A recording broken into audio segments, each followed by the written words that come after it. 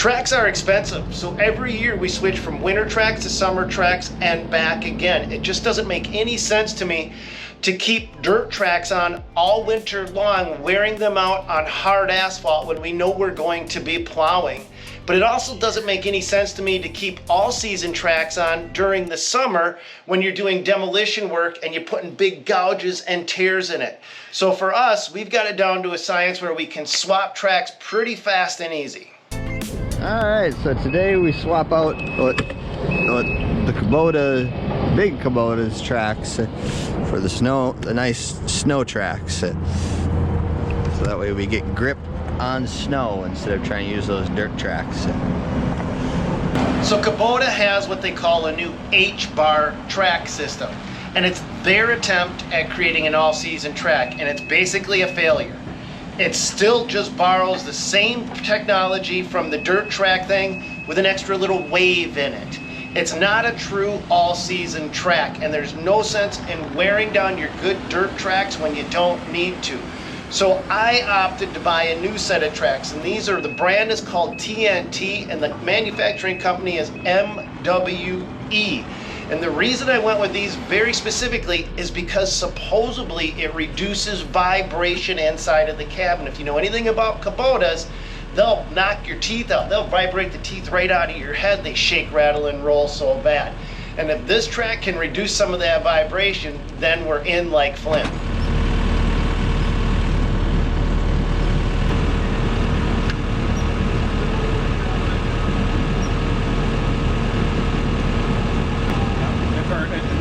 Circulating the CLR through there for like an hour or so.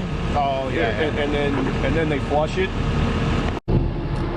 Alex has swapping tracks down to a science. In fact, on the Cat skid loader, which is now actually sold, he could swap them tracks out in 15 minutes per side by himself with no issues. With this new Kubota SVL-92, the biggest challenge is this is a big, fat, heavy machine. We're talking about a loader that comes in close to 12,000 or more pounds. So this is our biggest, heaviest loader, and we gotta get it up off from the ground. So let's see how that goes.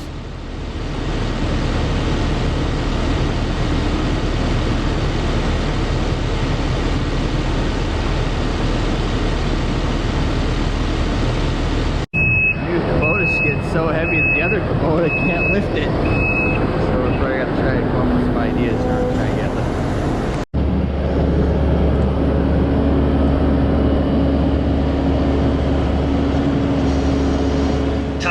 Some sketchy stuff. Time to do some sketchy stuff. If you haven't done sketchy stuff, then you're not in construction. But still, there's times when we even gotta reel our guys in, because it's like, come on, man, don't do that. Don't do this, do that. You'll hear Alex yelling at Zach about that.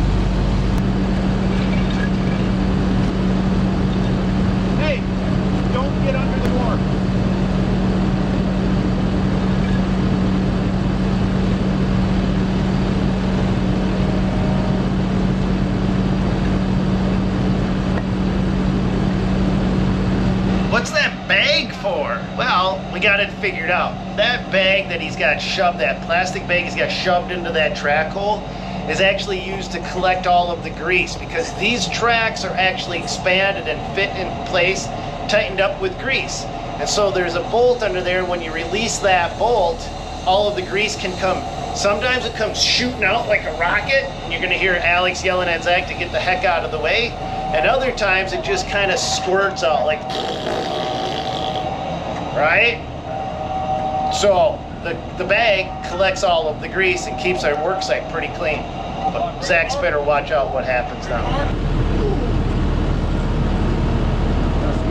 little thinks he can do it.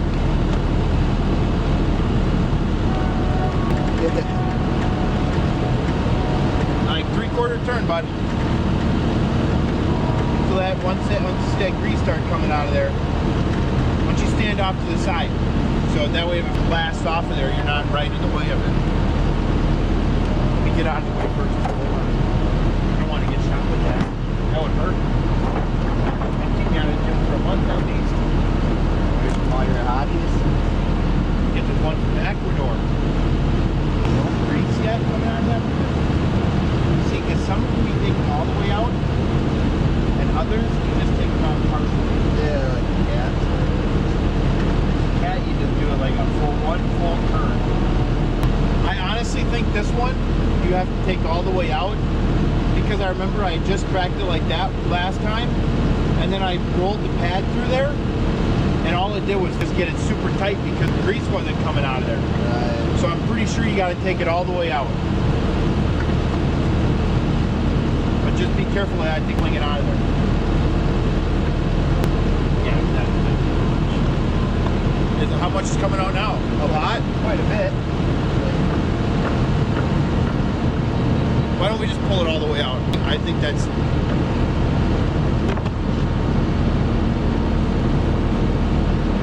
Or let's try it, I guess.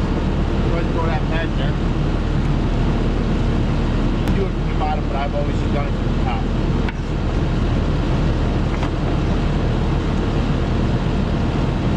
You might have to help with it.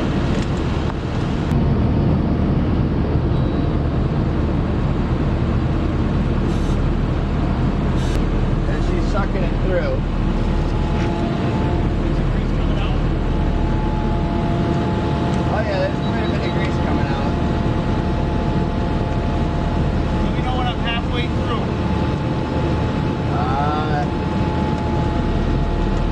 Matt's right there now. Yeah, that's right on the old. Plastic bag method's been the pretty best. Oh yeah, instead of then you gotta scoop it out of there and all that other stuff. Let me grab this pallet and move it off to the side.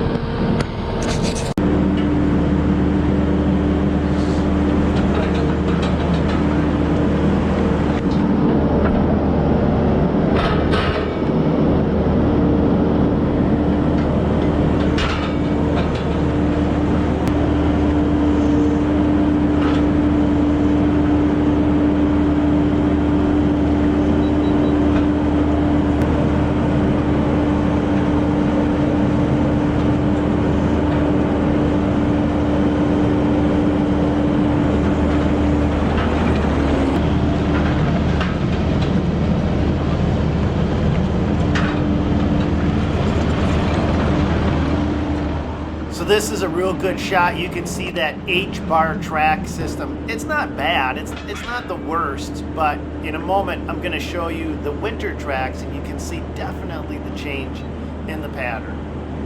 You want to use it in his house? Probably here. Probably here.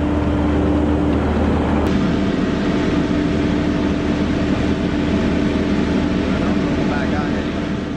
So not all tracks are created equal. We've learned the hard way, and this is a new set to us, but it checked off all of the boxes.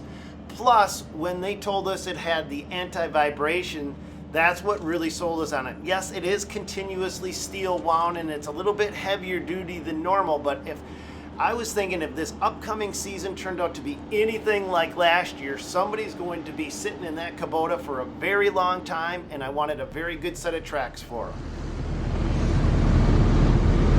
Do we got a knife or a cutter? Because all mine's in my smashed up car.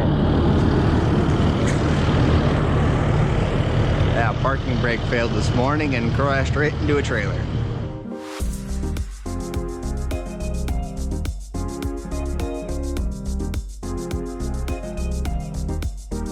Sometimes tracks have a direction, a very specific direction that they recommend you put them on. And you're going to hear Tim coming in here in a little bit and saying, oh, did you put them on in the right direction? And he's basically just giving the guys a little bit of crap because on this set of tracks, we didn't have to worry about that. But sometimes it's an easy miss.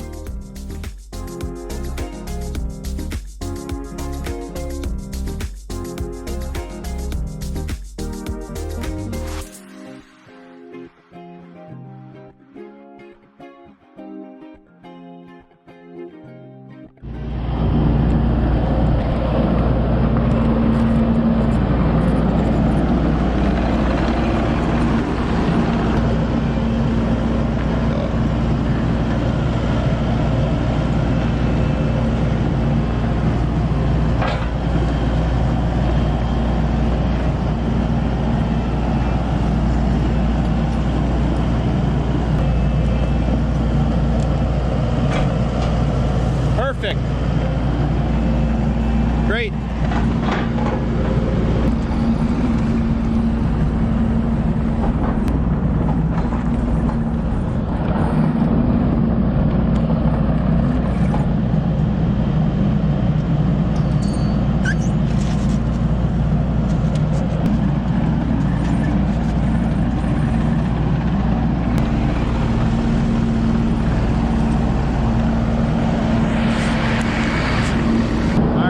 Let's see what you got, Zach.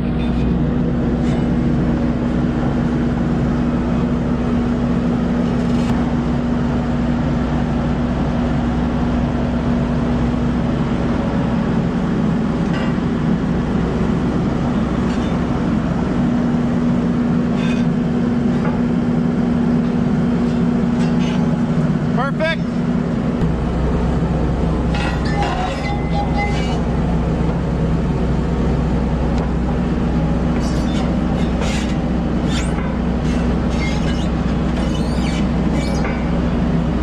Push right here.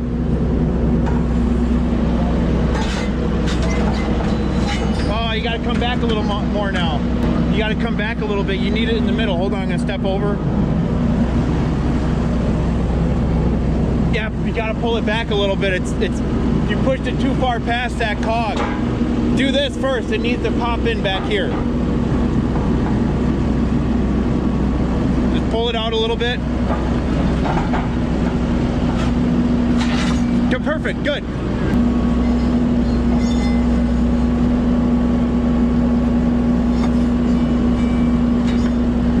gotta raise that front up a little bit. Yeah, you want to kneel this, roll that bucket down a little bit, please? No? Yeah.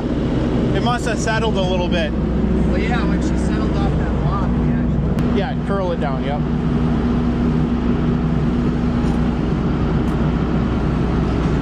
That's perfect. Yeah, you want to get it down. Hey, watch that one. Use your right side. Yeah. Come right here and kind of down at an angle. Yeah, that's what I was thinking. Yep. There you go. Good.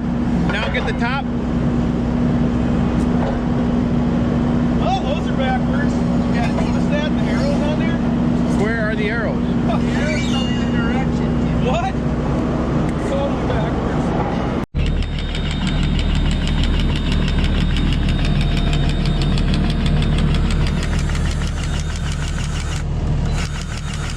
At least now I know that I think there's an outlet behind that light pole. It's got some magnet flashers though that we can stick on the end of the pusher. Why? So that way when we go down the road with that giant pusher, that Okay, yeah, that makes sense. you can get them at Menards. I don't know how much they are. Just battery powered ones? Yeah, just a little battery powered magnetizers. Just something so that way people see the end of the damn plow. That way we're not running the risk of somebody hitting.